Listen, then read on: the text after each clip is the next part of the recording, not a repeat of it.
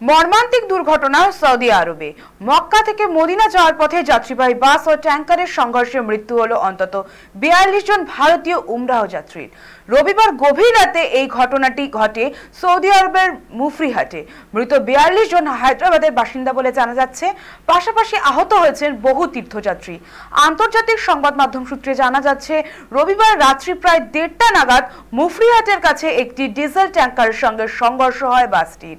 এর ফলে তৎক্ষণাৎ আগুন ধরে যায় বাসটিতে। দুর্ঘটনার সময় বেশিরভাগ যাত্রী বাসে ঘুমোচ্ছিলেন। খবর পেয়ে দ্রুত ঘটনাস্থলে পৌঁছায় দমকল ও উদ্ধারকারী দল। রাতভর চেষ্টার পর বাসের আগুন নিভিয়ে উদ্ধার করা হয় ঝলসে যাওয়া মৃতদেহগুলি। প্রাথমিকভাবে জানা যাচ্ছে, মৃতদের মধ্যে বেশিরভাগই মহিলা ও শিশু।